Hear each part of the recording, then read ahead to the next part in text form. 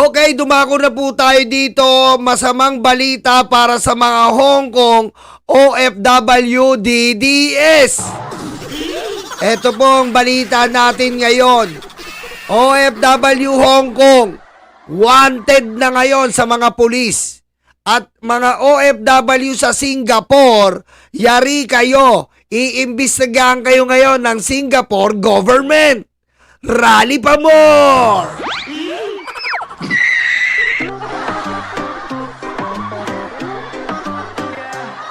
Oy, mga alipin, mga uto-uto, paniwala sa news na gawa. Akala mo Okay, pakita po natin ito. Ito na. Hapon, ma'am. Manguta na lang ang daming mambabot sa nahita mo pa kanina. Unsa yun ang nahita mo? Ayan po. Nakikita niyo po dyan. Ayan po.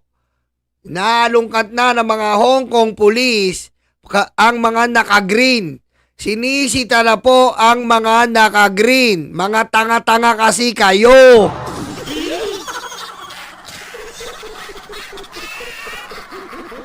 Oh, at sabi pa po ng mga DDS, walang iya daw si Bong ay si mga Hong Kong kasi nga daw kasabwat ni Bongbong.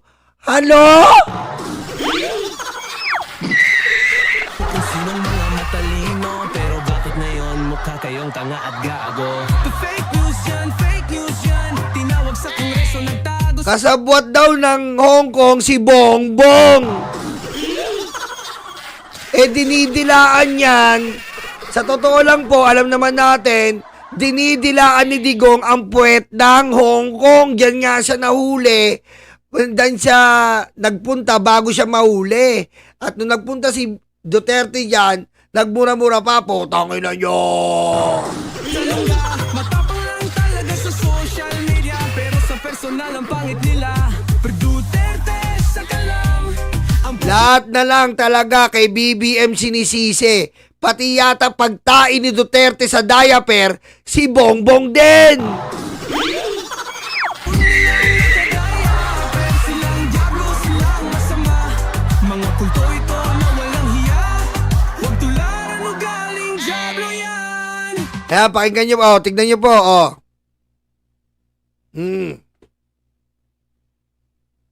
Ayan, kinukumpis ka na po. Oy, okidoki. Maraming salamat po. Ayan, makikita nyo po, kinukumpis ka na po ang mga naka-green t-shirt. Bakit po kasi kukumpiskahin? Ang sabi po kasi, eto mga OFW isa na lang talaga. Tandaan nyo, wala kayo sa bansa nyo. Nagtatrabaho kayo sa ibang bansa. So, dapat makibagay kayo. Hindi yung mayabang kayo, akala nyo wala kayong batas. DDS, utak luga. DDS, tanga-tanga. DDS, utak luga. DDS, tanga-tanga. Sorry mga DDS na OFW sa Hong Kong, mga bobo kayong mga alipin kayo eh. Ito real talk. Alipin kayo ng Hong Kong. Kagaya ko, alipin ako ng kumpanya ko. Pare-parehas tayong alipin, pare-parehas tayong sumunod sa batas. Kayong mga alipin kayo dyan, akala nyo, pag-aari nyo yung Hong Kong, may sarili kayong batas.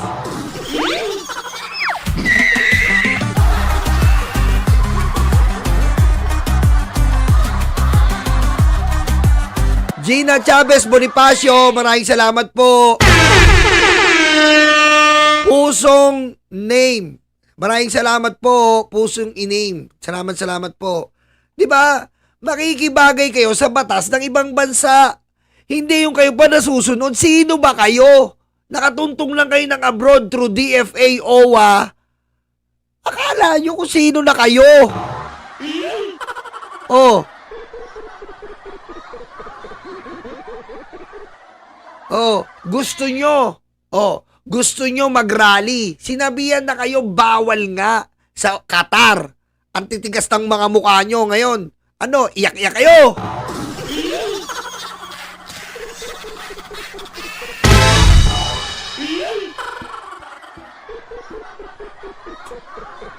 Oh. Ngayon, pinipake news nyo pa na walang nakakulong sa Qatar. Oh. Nagagalit yung DFA sa inyo, pinipake news nyo pa.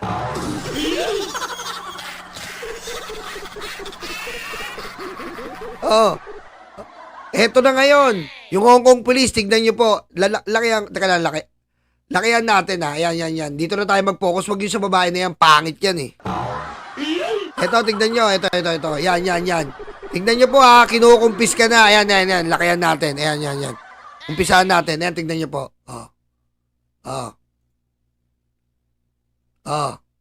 Ayan o.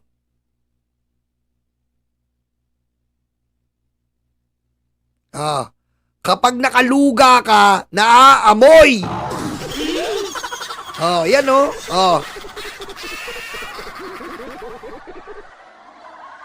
Biro mo, hindi kayo alam mo, kaya nga nasabi namin dito, ayaw na namin maging Pilipino, putik, ang babaho nyo, ang pangit nyo kabanding.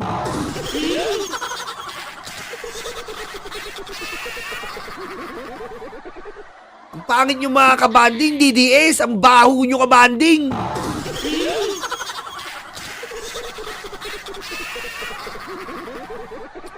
Esper Cabalo, maraming salamat po, Ma'am Esper Cabalo. Naknang wedding, tignan mo, Ayan yan, binubulat-lat po ng Hong Kong Police, Kasi nga po, nagrally sila. Hindi man lang nagsikuha ng permit. Akala mo kung sino. Pwede kayo mag-rally, doon kayo sa loob ng KOJC, sa mga kulto. Pero pag lumabas kayo, ay yayabang nyo pa. Ngayon, nabwisit yung Hong Kong Police sa inyo. Ayan tignan nyo po ginagawa dyan, tinitignan, Basta naka-green po, ang alam ng Hong Kong Police, luga!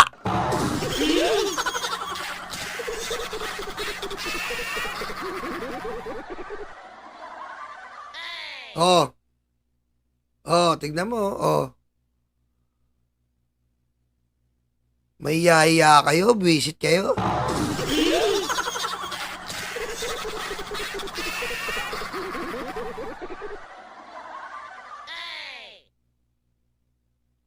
Pangit nyo ka-banding. Hindi ka pag nasa Hong Kong ka, tas ganyan ng ano mo, ayo, Pilipino, no, I'm African, gaganunin ko na yung sarili ko eh. Kung ganyan yung mga Pilipino sa Hong Kong, tapos nasa Hong Kong ako, hey, are you Filipino? No, sir, I'm African. Wow. Gaganon na ako eh.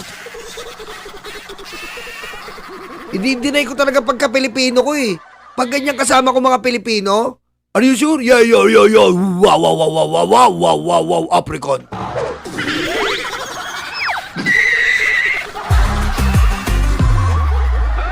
Ang lakas niyong magmura, kala niyo'y matapang, pero pag nahuli Kakabwisit eh. Tignan mo naman, nadadama yung matitinong OFW na nagtatrabaho para sa pamilya. Mga bobo kayo.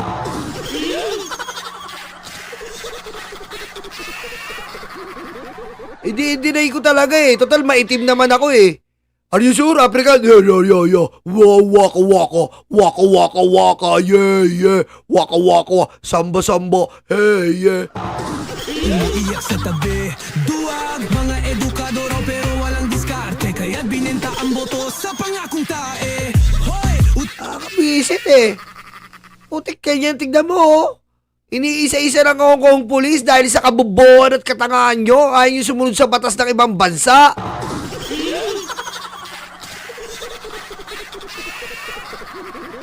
Pero may OFW sa Qatar. March 13 pa lang binabalaan na kayo. 2 weeks before the birthday ng demonyo. Ala, sige. Pati itong mga tiga-Saudi. Pati itong mga tiga-Jeddah. Akala mo pag nag-rally, makakalabas yung demonyo. O nasan? Nakakulong. Parang lugaw, maputik, malabnaw, walang laman kundi sabaw. Kala mo matapang sus, plastic lang yan. Pag may tunay na laban, nagtatago. Oh, ano? Asan na? Oh. Oh, yan oh. Tignan nyo yung taas ng video. Oh, kita mo? Sinisita na sila. Oh, ngayon, di-deny ko. Akala ko ba Duterte forever?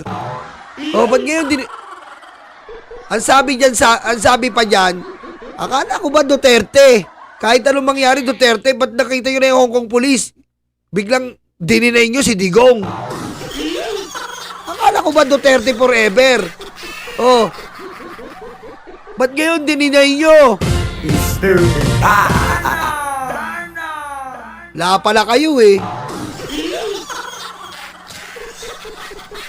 Duterte sa kalam, ang puon nilang nakaday. Oh. Oh, kala ko ba Duterte forever, for life, for better? Pero sila ang diablo, sila ang masama. Tanga-tanga pala kayo eh.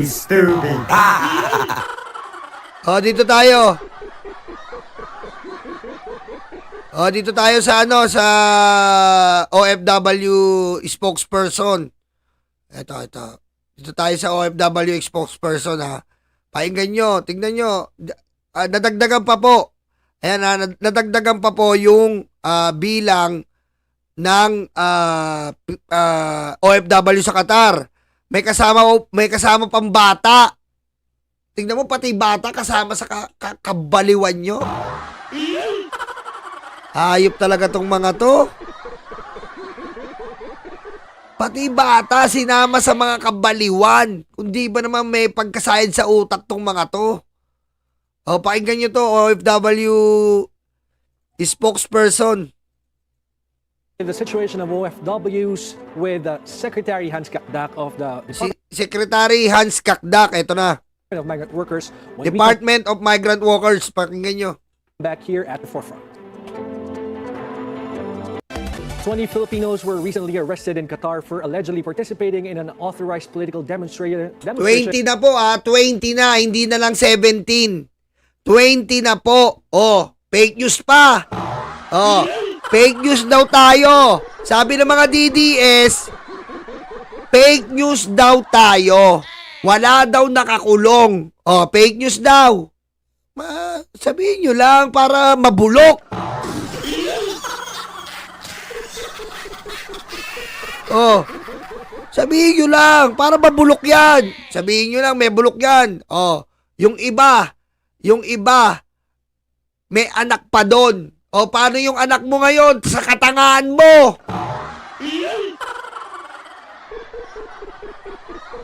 Oh, paano ngayon yung anak mo? Nakakulong ka, tatanga-tanga ka.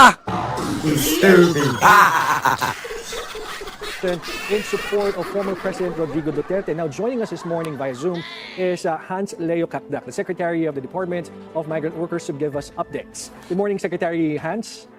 Yeah, good morning, George, and to your televiewers. Good morning po. Sir, firstly, mainit na mainit po yung ating mga OFWs after the arrest of the former president, whether they are pro or anti na po. What's your reaction to that? Well, my reaction is our OFWs have been known to be law-abiding. Kaya sila, among other things, kaya sila in demand, no? Anywhere in the Totoo world. yan eh, totoo yan. Iba po talaga ang OFW natin. Sumusunod sa batas yan. Sumusunod sa batas yan. Ewan ko ba, itong mga DDS na to, ang kakapal ng muka. Sa totoo lang po, ang kakapal ng muka. Akala mo pag-aari nila yung bansa.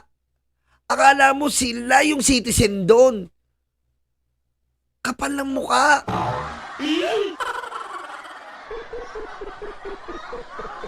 Hindi nyo ba alam? Sa ginagawa nyo, buong Pilipinas ang nandudungisan?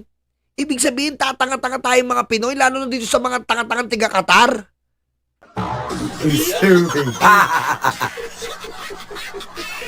Hindi ba kayo nahiya sa mga Muslim? Seryoso, hindi kayo nahiya sa mga Muslim? Ramadan nila. Yung mga bata nga ngayon sa Pilipinas walang pasok kasi nga Idil Fitir, Ramadan. Tapos kayo, ang tatanga nyo, alam nyo naman yan. Yung mga amo nyo, Muslim. Alam nyo naman na Ramadan. Hindi nyo inintindi yun? O sadyang may luga kayo sa utak?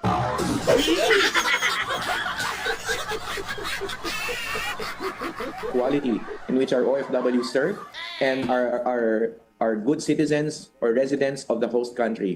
Now, if there are OFWs who violate, no, who become wayward and violate ng mga batas ng host country, then paiirali natin yung reminder natin, constant reminder sa ating mga OFWs na galangin ang batas ng host country, regulations, and I would even go so far as to say yung kaugalian, yung kultura ng host countries. Galangin po ninyo ito at patuloy kayong manilbihan ng husto sa inyong tanyag na pamamaraan sa inyong mga employers para sa kinabukasan ng inyong mga pamilya. Oh, malinaw oh. Kahit anong gawin nyo, sakop kayo ng employer. Kami dito, sakop din tayo ng employer. Nagtatrabaho tayo dito dahil may mga employer tayo. Kayo dyan, nagtatrabaho kayo sa ibang bansa, may employer kayo. Hindi kayo nagtatrabaho dyan na may sarili kayong negosyo dyan. Hindi kayo investor. Pare-parehas tayong alipin. Mga kulto ito na mga walang hiya. To DDS, utak luga. To DDS, tanga-tanga. To DDS, utak luga. To DDS, tanga-tanga. Anak ng weteng eh. Le-level kayo kung nasan kayo. Tayo-tayo, alipin tayo. Hindi tayo nag-a-abroad. Hindi tayo nag-a-abroad dahil marami tayong pera. Nag-a-abroad tayo, namamasukan tayo. Eh kayo, nakapunta lang kayo ng abroad, akala nyo may sarili na kayong batas.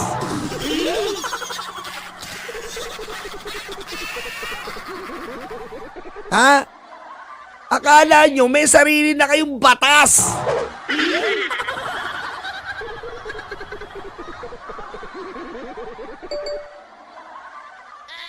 O ngayon, nasan kayo ngayon? Tutulungan na naman kayo ng pera ng taong bayan, mga pesting yawa kayo.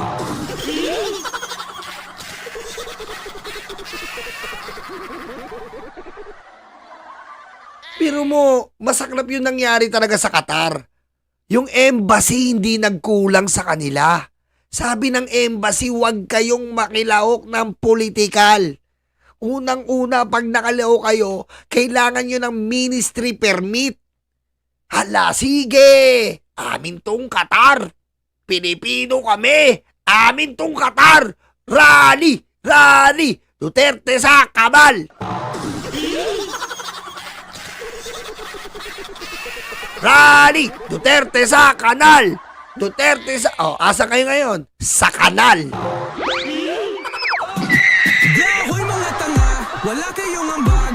Kundi fake news at pagmumura sa FB. Ang isang tanong lang may nagawa ba idolo nyo? Wala, kundi utuin kayong mga bobo.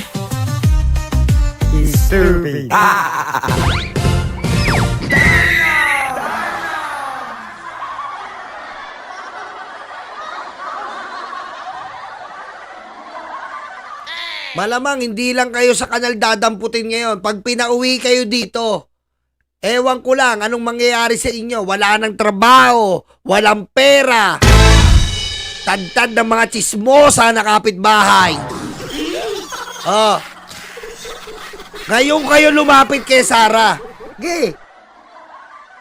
Sumulat kayo kay Sara ngayon. Tignan natin kung pansinin kayo. Kami po ang mga OFW na Duterte sa kanal. Kami po ay nawalan ng trabaho kasi po sumama kami sa rally sa Qatar. Pwede niyo po kaming tulungan? Humingi ka ng tulong ngayon.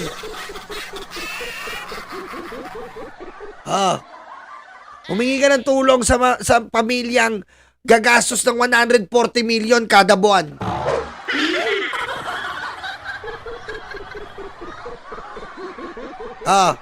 Nga. At hindi kayo tutulungan ng OWA, sabi ko sa inyo. Bastos kayo bastos kayo na empleyado eh.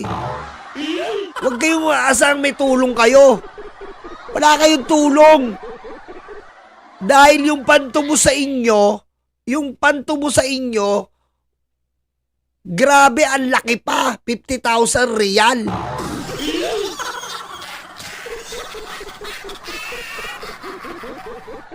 Chris Santos, hindi lang sa Qatar, black na to habang buhay.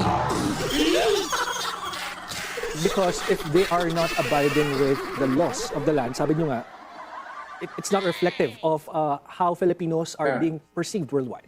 That's right. That's right.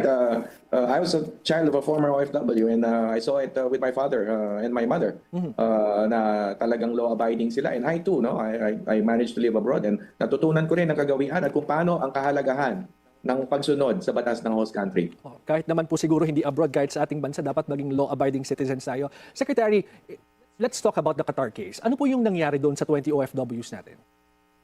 Well, the investigations are yet to unfold. Yung bilang is still being ascertained. The last report I got was 20, but we started at 17. 17. 20 na po ngayon. Nadagdagan pa. 20 na ngayon. Ang titigas ng panga nyo. We know that this began as some sort of a gathering in a beach resort. Again, I will postpone any conclusive findings of fact until the Qatari authorities have made their own findings. It is within their jurisdiction after all. But we know that there was some gathering where emotions ran high up to the point when they had made political statements or actions that eventually violated yung laws on illegal assembly and mass actions in the state of Qatar. Now, these are the charges. These are the facts that are in our hands so far. But again, I will always defer to the specific findings of the Qatari authorities. It is after all within their jurisdiction to do so. But Secretary, were they arrested right there and then during the so-called activity of the Filipino community? Yeah, as far as we know, yes. Ayan, Doon kayo, nag-rally kayo, kaya kayo inaresto. Ayan, sabihin nyo kay Kakdak, sinungaling siya. Sige nga. Ang dami na nagpapatunay, nag-rally kayo. DFA. Ngayon, si Sir Kakdak. Sabihin nyo, sinungaling pa rin siya.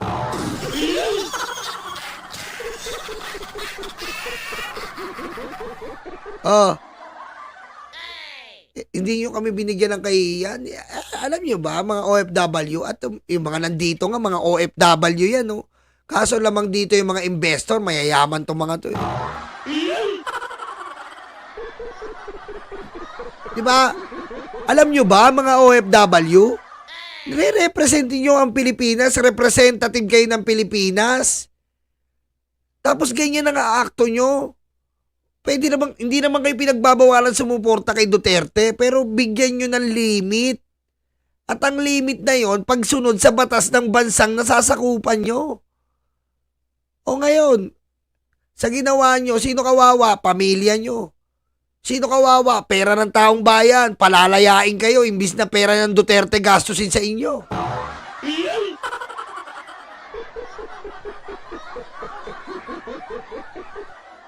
Okay lang sana kung nagrarally kayo para kay Manny Pacquiao. Nagrarally kayo para doon sa babaeng tennis player. Nagrarally kayo para sa Olympics. Puting nagrarally kayo para sa kriminal.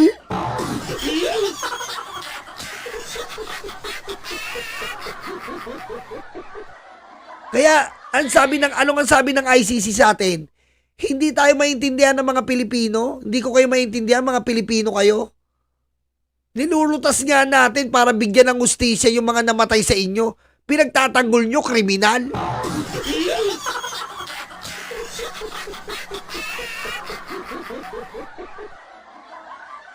Okay lang sana pagtanggol nyo yung mga EJK. Putik, walang problema doon. Proud pa ako sa inyo. Proud kami dito sa inyo. Lumalabang kayo sa tama. Putik, nagrally ka. Pinagtatanggol mo, kriminal, namimingir ng katulong.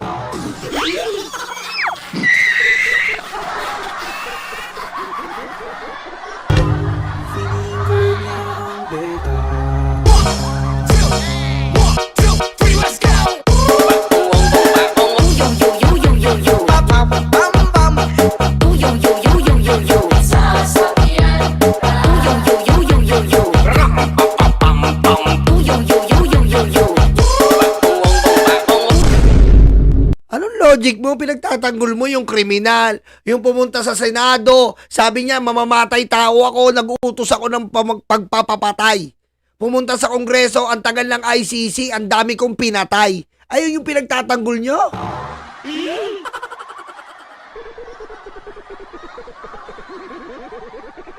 Ayun yung pinagtatanggol nyo, sigurado kayo, yung talagang proud na proud siya, pumatay siya. Nagtatanim siya ng ebidensya para makapatay.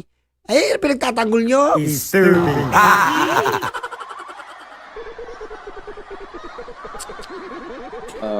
There are women OFWs involved. Oy, thank you po sa nagustuhan ng Bong Bong song. Thank you po. There are children, at least 3, and we know that three others are still being ascertained in terms of their location kung saan kulungan silang dinala. O, kita mo, 3 bata pa. May kasama pang 3 bata. Bobo!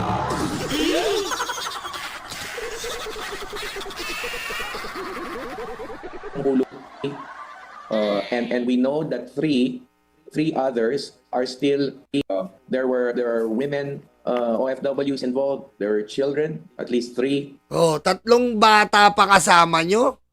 Biro mo pati bata, sinama nyo sa kabaliwan nyo? O paano na ngayon yung bata, nakakulong yung magulang? Paano na yan?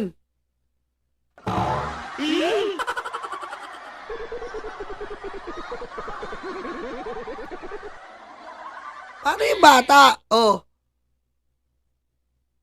Bobo. And we know that three others are still being ascertained in terms of their location kung saan kulungan silang dinala. Iba-ibang kulungan kasi. Oh, ibang-ibang kulungan kayo. Wow! Sarap buhay. Wow, different kinds of location. Wow! Eh di ikaw na. Wow! Biro mo, tinur pa kayo sa Qatar? Iba't iba kayong kulungan? Wow! Tour! Wow! Prison tour!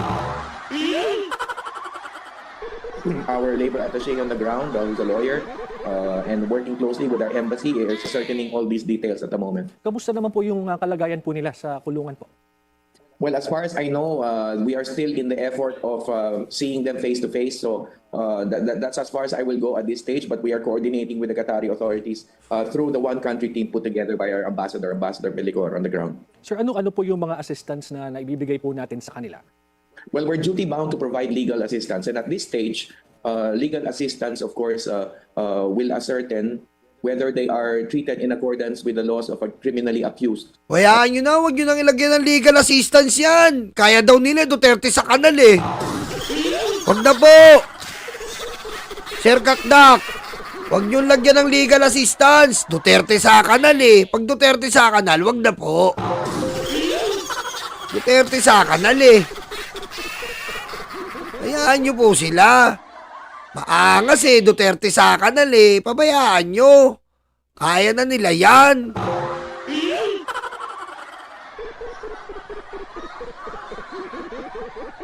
Oh. Kaya na po nila yan. Mayayabang eh. Duterte sa kanal eh. Kayang-kaya na nila ang buhay nila eh.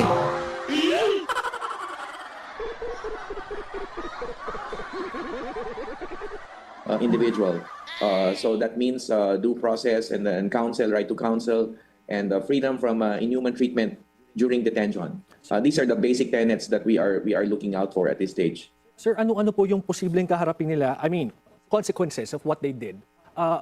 Of course, there are local laws po na binabanggit nyo nga na yun yung ating pinagbabatayan ng lahat ng to. But definitely, kawawa din naman po yung mga kababayan natin. Well, there are many, in social media, there are many perceived or projected consequences, imprisonment, deportation, fines, and such.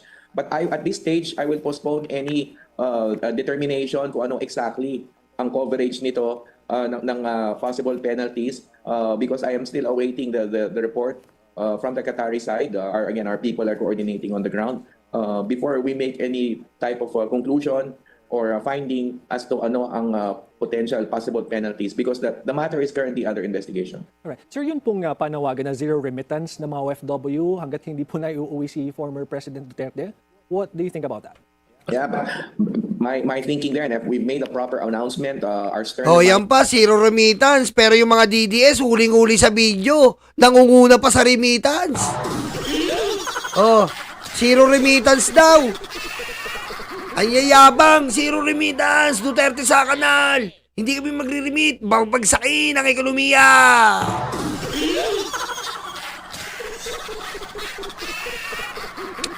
Reminder to our OFWs, it's one thing to be involved in the emotionality of political action or the political debate or discussion. But when it comes to remittances, again, being a former OFW child myself, the reminder is maging mahinahon po.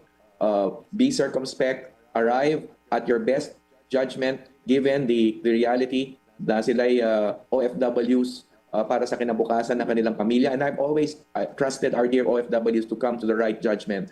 Nakita ko yung kahalagahan ng remittance being, again, a former OFW child myself. And so, ang alam ko, ang mga OFWs, nandiyan dyan sila para sa kinabukasan ng kanilang pamilya.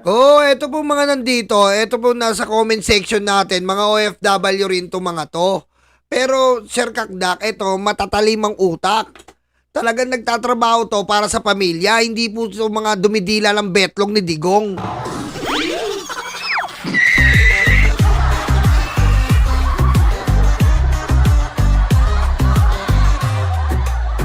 DDS utak luga, DDS tanga-tanga, DDS utak luga. Ganun po to, hindi to mga luga na DDS na wag magpapadala. Bakit? Si Digong ba magugutom? Putik, ang daming pera ng betlog na yan. Anak ng weteng. Putik, pinagtatanggol mo, gumagastos ng 140 million attorney's fee. Tapos ikaw hindi ka makahawak ng milyon, abay bobo ka.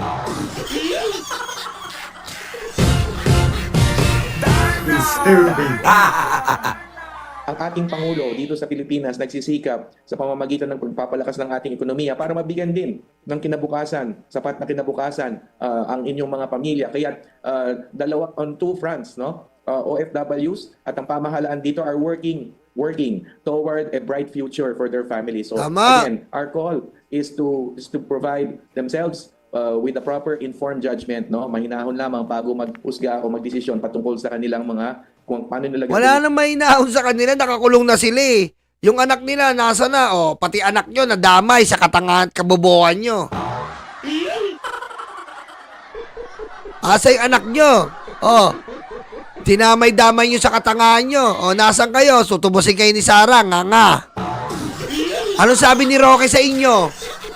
Mga tiga-Qatar na tanga, OFW yung tanga sa Qatar na DDS na nakakulong. Pakinggan nyo to.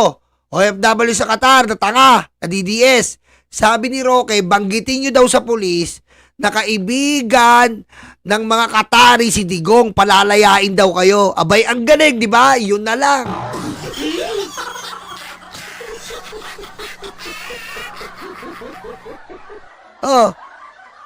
Sabihin nyo daw yun sa Qatari government. Kaibigan ng Qatari si Digong, lalaya daw kayo, mga tanga.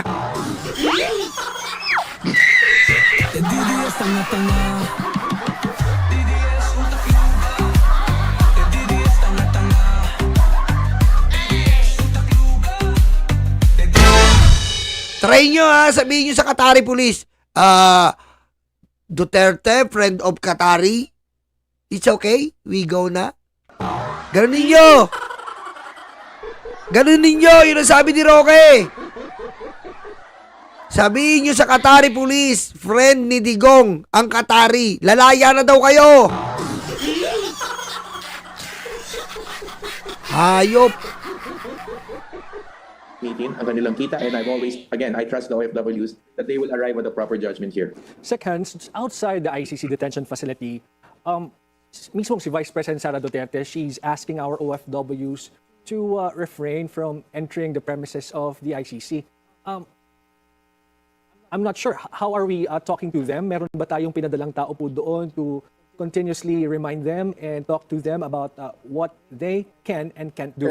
Well, when we say OFW should obey host country laws, of course, we mean to say Qatar and the Gulf states, Middle East, but also all parts of the world, right? Di ba? Ito pala, sa mga hindi nakaparinig sa sinabi ni Roque, sabihin ko lang uli, pakinggan nyo sinabi ni Roque kung di ba naman tanga, Appealing to the Qatari authorities, the state of Qatar has always been a very good friend of President Rodrigo Roa Duterte. Yan daw sabihin nyo. Yung very good friend ni President Duterte, yung Qatari. Ayun daw sabihin nyo, mga OFW sa Qatar na DDS na tanga. Ayun daw sabihin nyo. Qatari police, Duterte, very good friend. Please Please help us.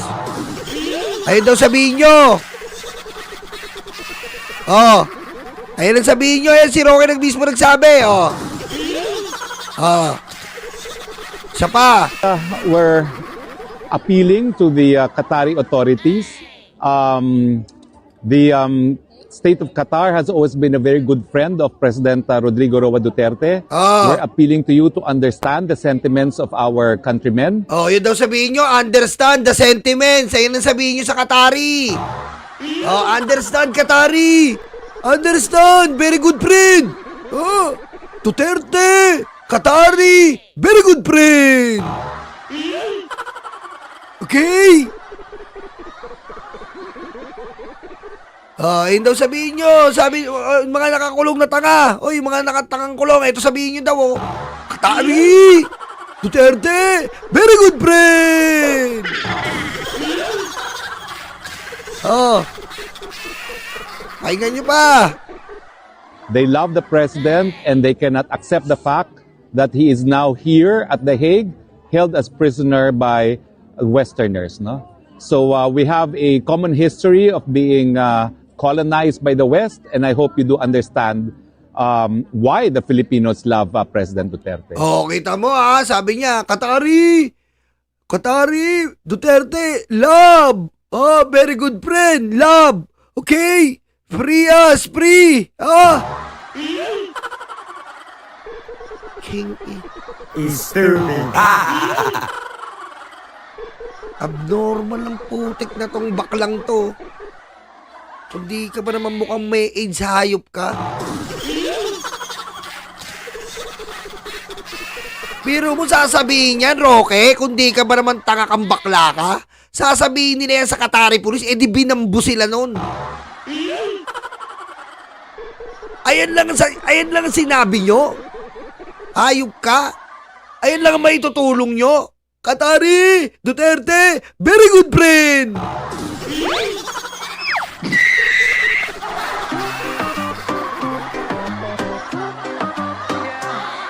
Oy mga alipin, mga uto-uto, paniwala sa news na gawa-gawa mo. Ano? Ayun daw ang sasabihin, di binambusi, pinukpok sa ulo yung mga hayop ka.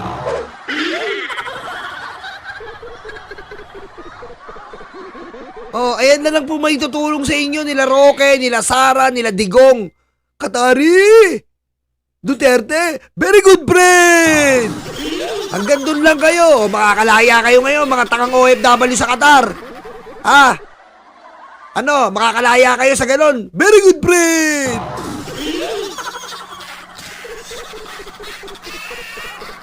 Yan ang katangahan nyo kasi, hindi nyo pinapairal yung luga nyong utak.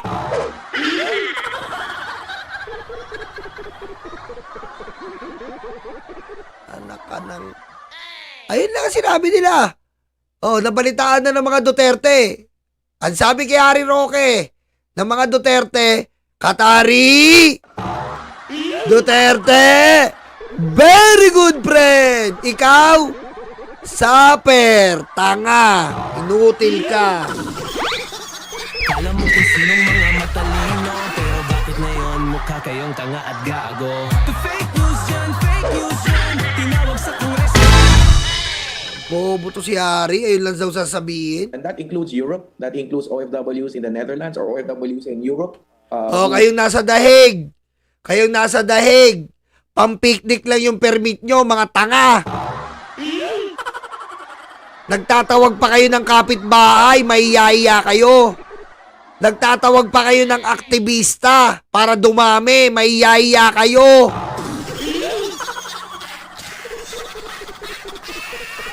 Kayo pa nasa dahig. Naka-alerto na kayo sa police, police. Que me puta de alerto de police. Nuknukan de luga de maperme. Ayan ang pinaparating sa inyo. Naintindihan nyo ba yun? Yan ang Dutch language. Naka-alerto kayo ngayon. Que me puta de luga nuknukan de gracia Pakalat-kalat de leche, de crema, de fruta, de bantot, de sarsa. Nagtado sa lungga, matapang lang talaga sa social media, pero sa personal ang pangit nila. Ang puon nilang nakadaya, pero sila Oh, nakatimbre na kayo. Oh, itagalan nyo pa yung picnic nyo, mga hayop kayo.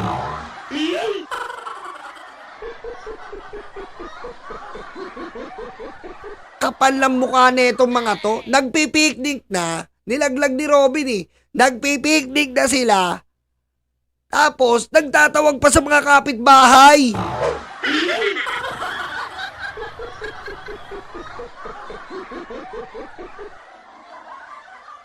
Umarkila pa ng mga aktivista. Roy Susina. Maan yung buntag nyolo, behave ka lang dyan, pare. Thank you, pare. Diba? Who are in the Netherlands or in The Hague to observe the proper protocols in The Hague, in the Netherlands, in Europe. So, again... Oh, yan, nagbababala na naman yung ano natin. Yung consulate. Mahiya naman kayo, binababalaan kayo. Nagbababala na naman yung consulate, oh. Lilian Lobrera, good morning, Sir Rocky pa po. Ingat po. Thank you. there is freedom of expression and assembly, but there are of course regulations pertaining to the exercise of these freedoms. So sundan po yung mga patakaran at mga protocols patungkol diyan, and I'm sure that in a facility such as the ICC, there are also proper regulations, just as in any other government or international organization facility. Merong mga proper ways in which you will express sentiments or behave and obey certain regulations for the sake of law and order. This is technically not new po kasi yung OFWs naman natin worldwide, they carry out activities, celebrations, and they follow rules, they get permits, etc. from the host government.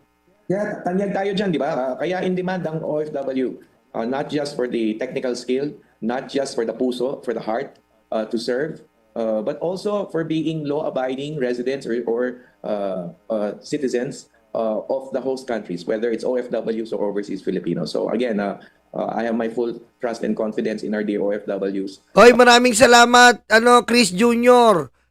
Maraming salamat sa kantang Bongbong. Napakaganda, true lahat ang sinasabi mo sa kanta. Super galing mo, Nyolo, Random News. Napasubscribe tuloy ako. Wag na, mag-unsubscribe ka na, Chris Jr. Huwag mo akong pinaglolo ko.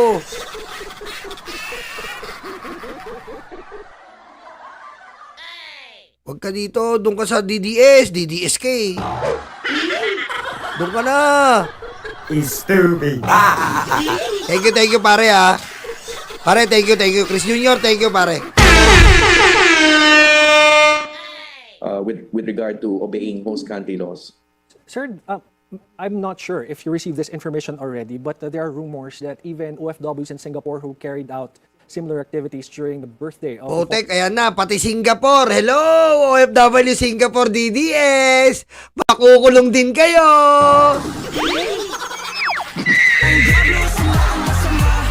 mga kulto ito na walang hiya. Huwag tularan ugaling Diablo yan. DDS, utak luga. The DDS tanga-tanga. The DDS, utak luga. Wetek, nakakahiya tong mga to. Pati Singapore. Pati Singapore, napakaigpit doon. Nagrally rin. Putik tong mga to, nakakahiya to. Nagkalat ang mga luga.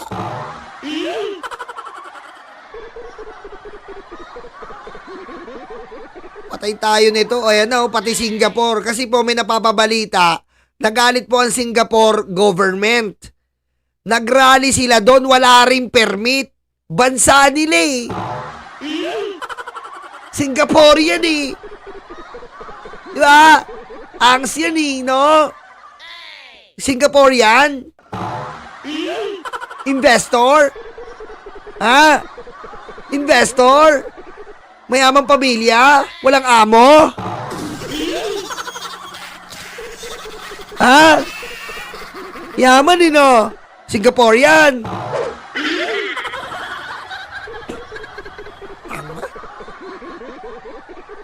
my full trust and confidence in our dear OFWs with regard to obeying host country laws. Sir, I'm not sure if you received this information already, but there are rumors that even OFWs in Singapore who carried out similar activities during the birthday of the former president are being investigated as well. No arrest yet, but authorities are looking for them. Do you have that information? Well, sir? I know, I won't name the country, but I know that there was a case where the authorities had noticed that what seemed to be a friendly gathering turned out to be a political, should I say... Oh, yan, nahuli. Ang sabi nila, friendly gathering. Pero, rally pala.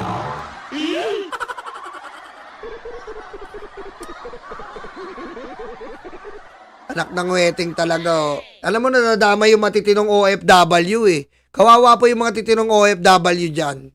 Nadadamay po sa inyo.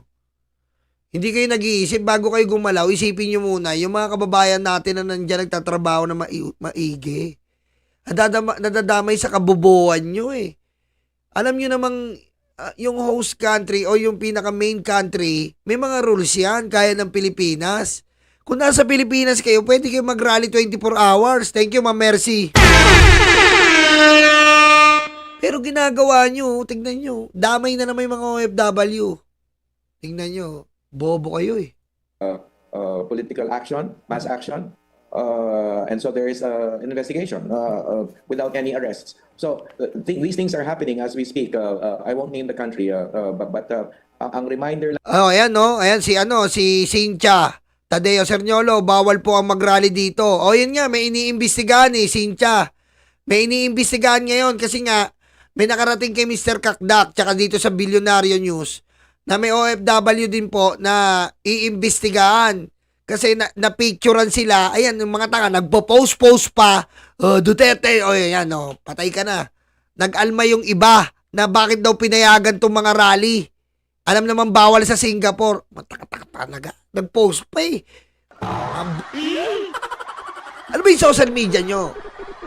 Saan ba nakikita yan? Di ba buong mundo? Bobo talaga.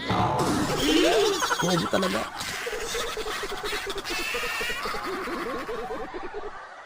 Kaweting talaga. Alam mo, hindi ko alam. Hindi ko na alam sa inyo.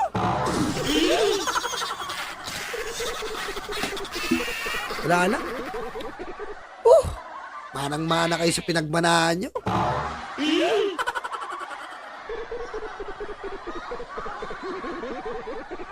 Totoo yan. Ayan, hindi nakinig kay Baste, no? Sige pa! Duterte pa! Buong mundo! Tanga. Katangan.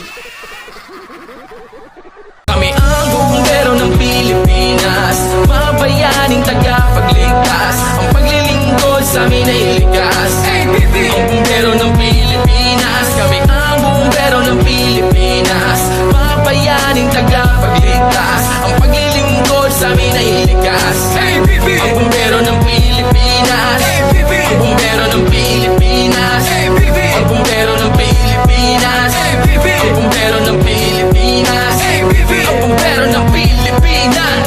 Para sa mga maralita, may puso, may tapang, may Diyos. Para sa mga maralita, may puso, may tapang, may Diyos. Para sa mga maralita, may puso, may tapang, may Diyos. Para sa mga maralita, may puso, may tapang, may Diyos. Kami ang bumbero ng Pilipinas, mga bayaning tagapagligtas. Ang paglilingkod sa amin ay likas. Ang bumbero ng Pilipinas, kami ang bumbero ng Pilipinas, mga bayaning tagapagligtas. Ang paglilingkod sa amin ay likas. Ang bumbero ng